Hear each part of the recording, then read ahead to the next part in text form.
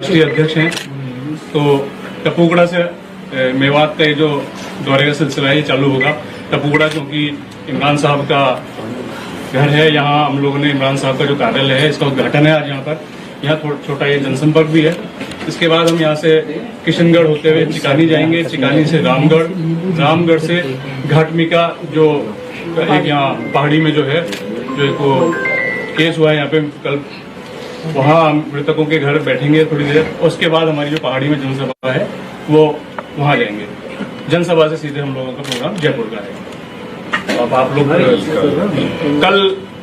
कल यहाँ जयपुर से फिर हम लोग जाएंगे टोंक। टोंक में 2 या 3 जनसंपर्क है, वहाँ जोहर की नमाज भी है जामा मस्जिद में। उसके बाद जनसभा है खेल मैदान में, गांधी खेल मैदान में। उसके बाद सीधे जयपुर होते हुए दिल्ली आएंगे।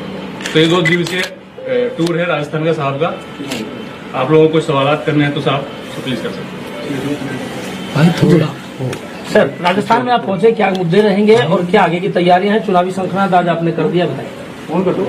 मुद्दे तो जनता के ही मुद्दे, थोड़ा पीछे लेके जूम कर लो। और जनता के ही मुद्दे रहेंगे और उसी पर हम लोग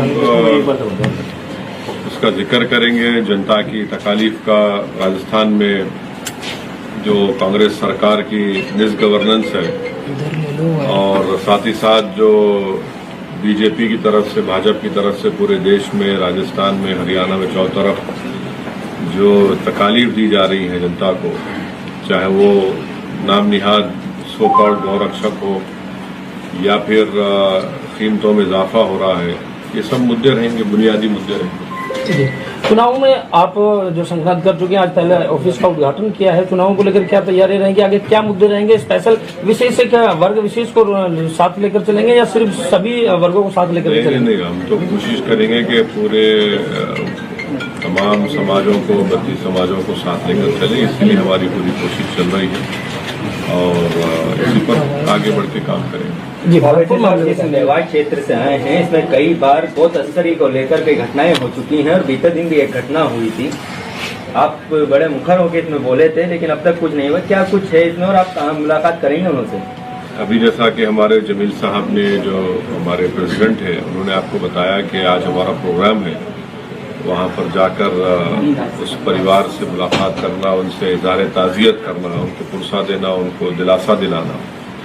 हमारे पास तो अल्फाज नहीं है कि कैसे उन खानदान को, उस परिवार को, जो अपने 2 नौजवानों को उन्होंने खो दिया है, हम कोशिश करेंगे उनसे मुलाकात करेंगे। मगर मैं शुरू से कह रहा हूं कि ये जो वाक़यात और इंसिडेंट्स हो रहे हैं, ये सिर्फ और सिर्फ इसलिए हो रहे हैं क्योंकि बीजेपी इन तमाम ऑर्गेनाइजेशंस की मदद करती है, इनको ताकत देती है, और इस ऑर्गेनाइजेशंस की बीजेपी सरपरस्ती करती है। इसीलिए पुलिस और प्रशासन जो है फौरन उन पर एक्शन नहीं लेती है। और अफसोस की ये बात है कि राजस्थान में अगर राजस्थान की सरकार जिस वक्त ये कंप्लेन की गई जुनैद और नासिर के बारे में फौरन हरकत में आ जाती, तो शायद ये लोग राजस्थान के बॉर्डर को छोड़ भी नहीं सकते थे। मानेसर से 150 किलोमीटर का सफर तय करके आना और यहाँ पर इन दोनों बच्चों को किडनैप करना, फिर उनको बेतहाशा उनको मारना और फिर उनकी जली हुई लाश और जली हुई गाड़ी मिलना, ये दर्दनाक वाकया है। ये सिर्फ मुसलमानों का या मेवात के मेयो मुसलमानों का इशू नहीं है। ये एक तमाम जो लोग रूल ऑफ लॉ पर भरोसा रखते हैं, संविधान पर भरोसा रखते हैं, उनको सोचना चाहिए। और अगर बीजेपी इसी तरह से, हरियाणा की सरकार इनकी मदद करती रहेगी, इनकी सरपरस्ती करती रहेगी, तो ये तो ठीक नहीं है। चंद दिन पहले वो जो शख्स का नाम FIR में आया है, वो कासिम पर गोली चलाता है, यूट्यूब पर उसका वीडियो है, गोली चला रहा है और कासिम जख्मी होता है, 12th स्टैंडर्ड का बच्चा है। FIR में नाम आता, उसको गिरफ्तार नहीं करते और वो वीडियो पे वीडियो जारी कर रहा है। फिर एक वारिस नाम का एक लड़का था, जो 3 लोग गाड़ी में एक्सीडेंट हुई, फेसबुक पर लाइव टेलीकास्ट कर रहा है, वारिस के मुंह से खून बह रहा है। बाद में वारिस की मौत हो जाती है तो पुलिस कहती है एक्सीडेंट में मौत हुई, परिवार कहता है कि नहीं, उसको मारा गया। फेसबुक पर लाइव चलाया गया, वारिस को दिखाया जा रहा है। भाई, कोई इंसान की भी कोई इज्जत होनी चाहिए ना। ये लोग है कौन क्या ये प्रधानमंत्री बन चुके हैं देश के, या फिर किसी प्रदेश के मुख्यमंत्री हैं, या डीजीपी बन चुके हैं लोग, या डीएम बन चुके हैं, कि इनके हाथों में हथियार हैं, अपने हथियारों की फोटो डालते हैं, लाइव टेलीकास्ट फेसबुक पर करते हैं, यूट्यूब पर ये तमाम आतंक को डालते हैं। ये तो सरकार को सोचना चाहिए, सरकारों को। अगर आप इस तरह से ये जो लोग रेडिकलाइज हो चुके हैं, इनको अगर आप नहीं रोकेंगे तो फिर ये तो देश के लिए खतरा बन जाएंगे, और खतरा बन चुके हैं लोग। इस प्रकरण में जिस व्यक्ति का नाम आ रहा है उसने अपने आप का लेना देना नहीं बताया कि संगठन से कोई लेना देना नहीं। जिस व्यक्ति का इस एफआईआर में नाम आया है, इस मामले में नाम आया, उसने कहा कि हमारा कुछ लेना देना नहीं, मैं उनको जानता नहीं, इस संबंध इससे मेरा कुछ नहीं। एफआईआर में जब नाम आया है तो राजस्थान की सरकार को, हरियाणा की सरकार को उसको गिरफ्तार करके अपनी कार्रवाई करने की जरूरत है। आप गिरफ्तार क्यों नहीं कर रहे उसको? कासिम के जो गोली मारी गई उसमें उसका नाम है, और उसके फेसबुक पर बड़े बड़े लोगों के साथ तस्वीर हैं, फोटोज हैं। मगर कम से कम गिरफ्तार तो करिए, मालूमात तो हासिल करिए। और ये मैं नहीं कह रहा हूं, इस्माइल का नाम सुना होगा आपने, जो शायद जुनैद या नासिर के रिश्ते के भाई हैं।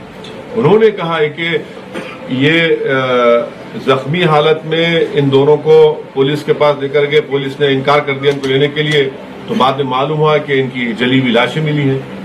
ये नासिर का कहना है, मेरा नहीं है, नासिर ने कहा है आपको, मीडिया को। जी ओवैसी साहब, मैं उसी बात को आपसे सुनना चाह रहा था। आपने कल भी ये कहा कि गवर्नमेंट ऑफ राजस्थान ने देरी की, लेकिन अगर पूरी घटना की तफसील को अगर आप देखें तो हरियाणा थाने में ये तमाम लोग पहुंचते हैं घायलों को लेकर, हरियाणा की पुलिस कोई कार्रवाई नहीं करती। दूसरी तरफ परिवार वालों ने एफआईआर लगभग 16 घंटे बाद कराई, और तब तक हरियाणा पुलिस इत्तला कर चुकी थी राजस्थान पुलिस को कि 2 लोग हैं आपके और इस तरीके से घायल है। तो ऐसे में राजस्थान सरकार अगर मुआवजा दे रही है तो आपको लगता है कहीं ना कहीं राजस्थान सरकार की गलती आपको लगी, या केवल हरियाणा पुलिस अगर तत्परता से कार्रवाई करती?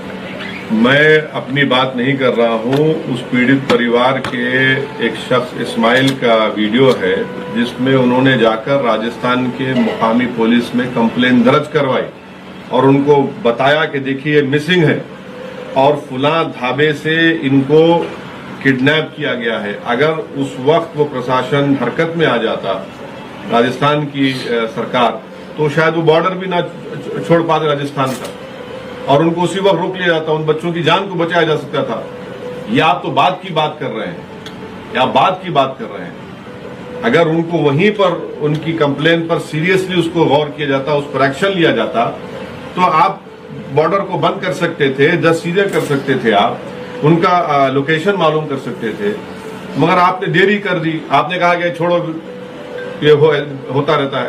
नतीजा देख रहे हैं कि आज वो नौजवान बच्चे अपनी जान खो दिए। माहौल इतना तनाव में, ऐसा लगता नहीं आपको अगर आप खामा और पहाड़ी इलाके में जाएंगे तो माहौल बिगड़ सकता है, खासतौर पर लॉ एंड ऑर्डर के लिहाज से? देखिए, मेरा प्रोग्राम पहले से बना हुआ था, आप जानते हैं, ये मेरा प्रोग्राम पहले से बना हुआ था और मेरा प्रोग्राम जारी रहेगा। जब मुकामी मंत्री जा सकते हैं तो मैं क्यों नहीं जा सकता हूं? और आपको क्यों ऐसा खुदा ना खास्ता लग रहा है कि मेरे जाने से कुछ होगा? ओवैसी साहब, ये पूरा मामला गौ तस्कर वर्सेज गौरक्षक है क्या? देखिए, एक बात सुनिए, ना आपको, ना मुझे, ना इन तमाम लोगों को कानून को अपने हाथ में लेने की इजाजत है। अगर आप इजाजत दे देंगे कि तुम तय करोगे किसको पकड़ना, किसको मारना, किसको छोड़ना, तो फिर आप कोर्ट को बंद कर दीजिए, पुलिस थानों को ताला लगा दीजिए और कहिए कि बेटा आतंक फैलाओ। अगर आप ये चाहते हैं कि रूल ऑफ लॉ से देश चले, संविधान से देश चले, तो प्रशासन को, पुलिस को, कोर्ट को अपना अपना काम करने की इजाजत मिलनी